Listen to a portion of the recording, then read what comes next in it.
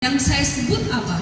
Notasi. Dan kebetulan waktu itu kakak saya ada di situ, jadi beliau yang jadi mediatornya. Jadi saya bilang misalkan E5, nah beliau yang jalan, karena kan saya nggak melihat papan, saya nggak bisa jalanin ya kan. Saya pakai notasi, tapi semuanya sudah ada di otak saya. Nah, demikian juga begitu Denny Cagurnya sendiri yang jalan, walaupun beliau nggak tahu notasi, kakak saya yang jadi mediator. Oh, dia baru jalan apa nih?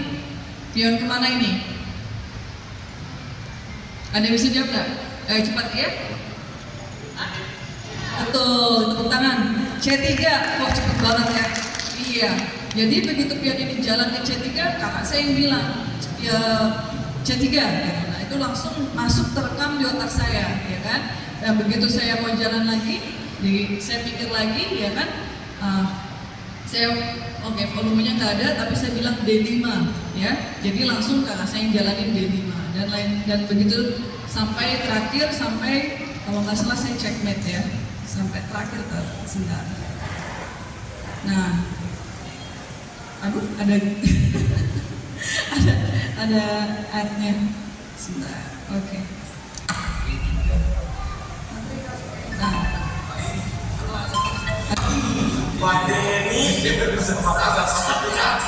terus kakak langsung ganti ke D1 ya. Iya, dan lain sebagainya. Nah, jadi contohnya begitu teman-teman, bukan hanya untuk catur buta, tapi juga kalau misalkan belajar, ya kan, saya dengan contohnya setelah main satu game, contohnya, ya, saya analisa hampir gak pernah pakai papan lagi. Jadi dengan pelatih dan lain sebagainya, oh ya harusnya udah ke F6 ya, dan gitu.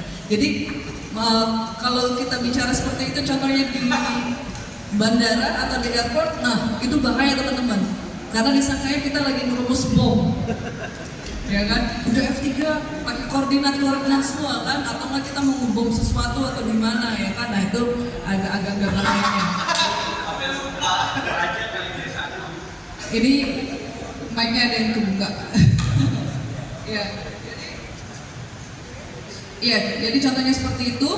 Oke, kita langsung ke materi ya. Jadi teman-teman, sepengalaman saya ya, dari saya kecil sampai dewasa, dari saya menjadi pemain, sekarang juga masih menjadi pemain, tapi juga pelatih juga, banyak murid saya, 90% ya game mereka itu ditentukan oleh apa? Taktik. Nah, catur itu kan ada dua kan? Teman-teman pasti bisa atau pernah dengar kan? Catur itu ada dua, taktik dan strategi.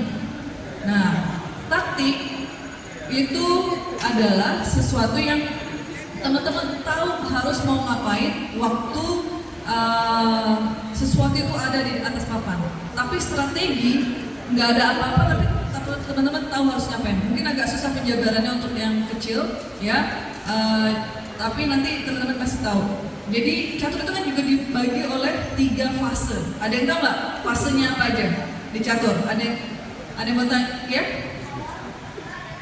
Iya, awal, tengah, dan akhir, betul. Tapi di bahasa caturnya adalah pembukaan, babak tengah, dan babak akhir. Atau bahasa Inggrisnya opening, middle game, dan end game. Iya. Nah, 3 fase ini itu mempunyai strategi dan taktik yang berbeda-beda. Tapi taktik ini di mana aja pasti terjadi. Bisa di opening, bisa di middle game, dan bisa di end game. Pembuktiannya nanti, nanti kan habis lunch, ya kan, habis makan siang kita ada simultan. Nah, nanti teman-teman lihat, pasti hasil dari